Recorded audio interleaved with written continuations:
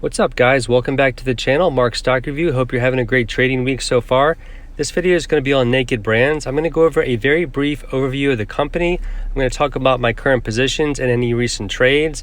Then I'm going to go over why I believe the stock may be near a bottom with room to run. And as usual, I'll keep my video brief without fillers to respect your time. So all I ask in return is a thumbs up if you find the video helpful, and subscribing if you haven't already. That'd be really appreciated.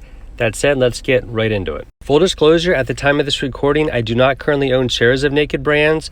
My recent trades include adding shares to IPOD and IPOF on weakness created by the short attack on Clover Health. Naked Brands is an intimate apparel and swimwear company with a diverse portfolio of brands which they design, distribute, wholesale, retail, and market. They control their own supply chain, including sourcing, and they sell through company-owned retail stores in Australia and New Zealand, and their online channels are in Australia, New Zealand, and the United States. I found very little on price targets and buy ratings, so from my point of view, that can actually serve as a catalyst when Naked Brands attracts more coverage. In 2020, their net sales declined by greater than 20% year over year, and they've had a steady decline in net income and total revenue. And I do believe that's reflected in the base established last year, October and November. They had a recent direct offering, 29.4 million shares at $1.70, estimated proceeds of about $46.9 million. Unclear what the funds are going to be used for, but likely to clean up their balance sheet. There's actually a silver lining to direct offerings like this. Number one, it brings in new stakeholders. Number two, there's no repayment requirement, which allows spending flexibility. It also decreases the risk of bankruptcy, and it shows they can raise capital on their own so they don't need to be taken over to survive. And now I'm going to talk about why I believe there's room to run. On January 21st, they announced a restructuring plan.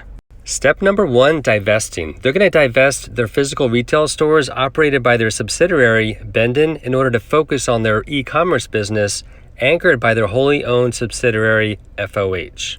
I listed some of the details below. The highlights include Naked Brands receiving a percentage of future net profits and from a sale if it occurs within 3 years.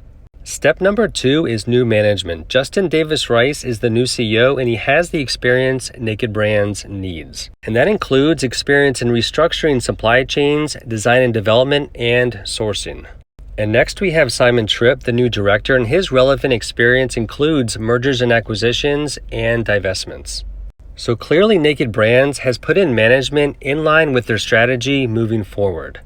Step number three is their new focus on e-commerce.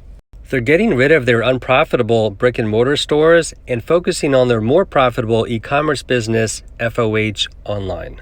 And per Davis Rice, it's going to be a quote-unquote pure-play technology-rich e-commerce platform. Currently, FOH Online generates about $20 million a year. And the plan is for FOH Online to continue tapping into the total addressable market of e-commerce. And per eMarketer, that's expected to represent 22% of global sales or $6.5 trillion by 2023. And step number four is their measures to improve cash flow, which include seeking to extend payment terms with lenders. They're also in discussions with BNZ to extend loan repayment dates, they're reducing staff hours, and they're applying for government subsidies from New Zealand and Australia. So from my point of view, Naked Brands is a solid long-term investment, as well as a good stock to day trade and swing trade. And as promised, I kept the video informative but as short as possible to respect your time, so a thumbs up would be greatly appreciated, and subscribing if you haven't already. Hope you guys have a great rest of your day, and I'll be talking to you soon. Take care.